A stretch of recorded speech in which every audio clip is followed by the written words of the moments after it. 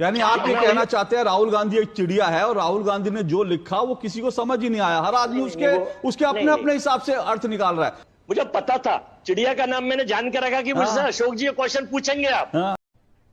अरे कहना क्या चाहते हो?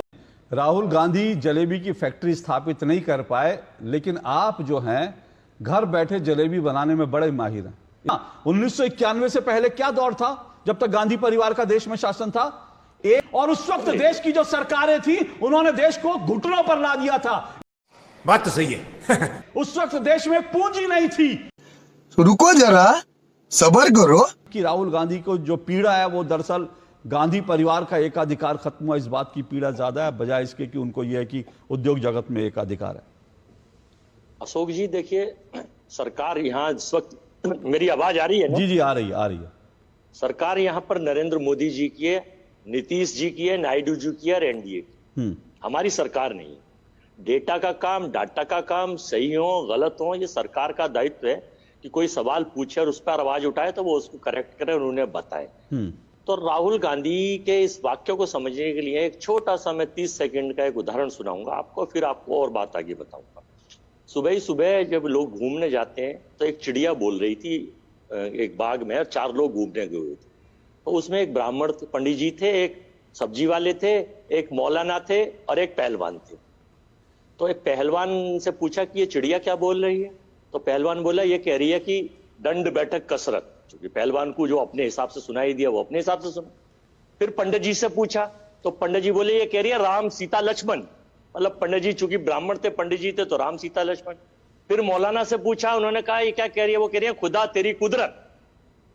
फिर सब्जी वाले से पूछा ये क्या कह रही है? तो वो कहने लगे ये कह रही है नींबू नारंगी कमरख। मकसद ये है राहुल गांधी ने जो पटल पर जो दृश्य रखा है वो बिल्कुल सर्वदा उचित एकाधिकार के बारे में और भारत की व्यवस्था के बारे में रखा है। अब उसे आंकड़ों की बाजीगरी में फंसा लीजिए, कुछ कर लीजिए। सरकार के ऊपर जब लगा कि पानी इधर ही मर रहा है तो उसके जवाब में उनके वीर और बयानवीर खड़े हो गए कि इन्होंने ये कहा, उन्होंने वो कहा। एक सेकंड, सिर्फ एक मिनट क्योंकि आपके साथ मुझे थोड़ा आनंद भी आता है। आपने जो किस्सा सुनाया मुझे समझ में नहीं आया वो किस्सा यहाँ पर लागू कैसे होगा मुझे समझ। आप ये कह रहे हैं कि एक चिड़िया थी और उस चिड़िया का अर्थ सबने अलग अलग ले लिया, यानी आप ये कहना चाहते हैं राहुल गांधी एक चिड़िया है और राहुल गांधी ने जो लिखा वो किसी को समझ ही नहीं आया, हर आदमी उसके अपने अपने हिसाब से अर्थ निकाल रहा है। और ये बात आपने जो कही, सुनिए तो सही मेरी पूरी बात हो जाए। ये जो आपने कहा इसकी बात का मैं सर्वथा समर्थन करता हूं, क्योंकि अगर राहुल गांधी को जयराम रमेश को 2-3 घंटे बाद ही लेख के बाद आकर स्पष्टीकरण देना पड़े तो इसका मतलब है कि राहुल गांधी को पहले लेख लिखना पड़ता है, उसके बाद राहुल गांधी को स्पष्टीकरण देना पड़ता है कि भाई मैं लेख में ये कहना चाह रहा था, क्योंकि चिड़िया वाली कहानी है, किसी को कुछ समझ ही नहीं आ रहा कि चिड़िया कहना क्या चाहती है। अब मैं बता रहा हूं, मुझे पता था चिड़िया का नाम मैंने जान के रखा कि मुझसे अशोक जी क्वेश्चन पूछेंगे आप।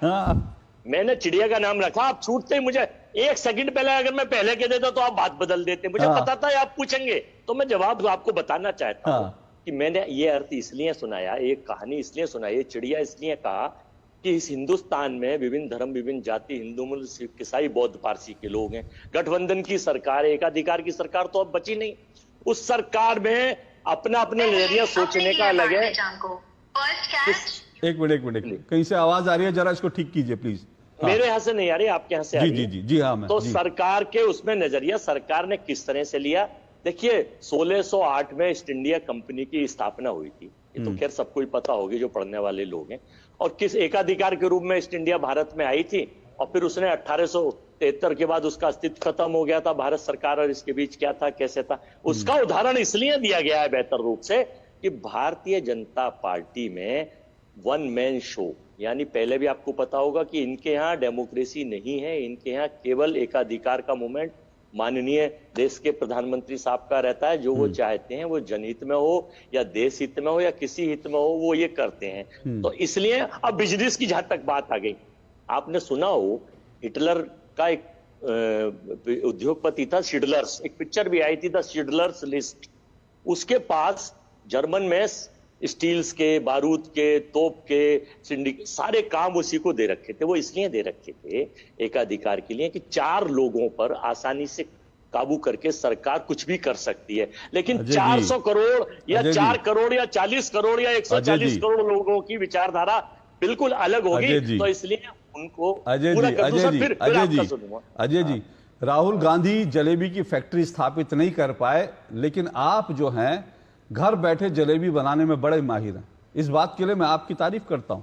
आपने इतनी बातें कही, लेकिन मुझे कुछ समझ में नहीं आप कहना क्या चाह रहे हैं। राहुल गांधी के, मैंने फिर कहा, मुझे राहुल गांधी के लेख के बारे में आपने एक बार कहानी सुना दी, एक बार हिटलर के पास जाए, अरे एकाधिकार तो हम देख रहे हैं इस देश में, एकाधिकार जो है, मेरा शीर्षक ही यही है कि राहुल गांधी की पीड़ा यही है कि कांग्रेस पार्टी नहीं, गांधी परिवार का एकाधिकार टूट गया, और ये पीड़ा इसी बात की है। नहीं तो आप ये सोचिए ना, 1991 से पहले क्या दौर था जब तक गांधी परिवार का देश में शासन था।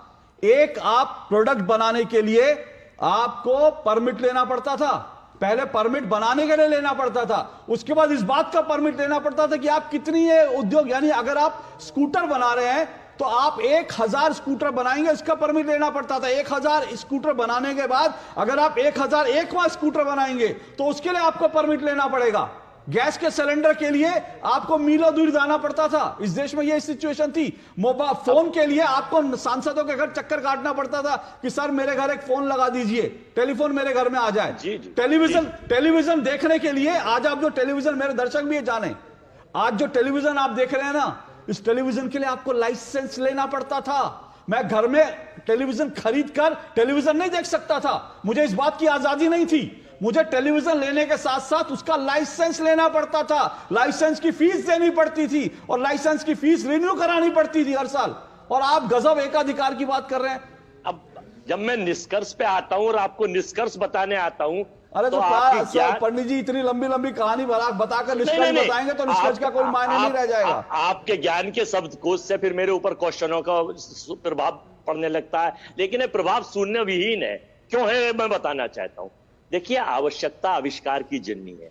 जो उस वक्त की डिमांड थी 1980 की, 75 की, 90 की, उस वक्त और चीज थी। 2024 में आधुनिक युग है, रॉकेट का युग है। क्या बात कर रहे हैं आप पंडित जी, क्या बात कर रहे हैं? आवश्यकता मतलब ये हमारी आवश्यकता थी कि हम एक फोन के लिए जो है चिट्ठी लिखाएं सांसद से। ये आवश्यकता थी उस वक्त जितने संसाधन थे कांग्रेस पार्टी ने, पंडित जवाहरलाल नेहरू ने, एग्जैक्टली आपने सही कहा। उस वक्त देश में संसाधन नहीं थे, उस वक्त देश में पूंजी नहीं थी, और उस वक्त देश की जो सरकारें थी उन्होंने देश को घुटनों पर ला दिया था। इस देश की स्थिति यह थी कि देश में प्रोडक्शन कुछ नहीं होता था।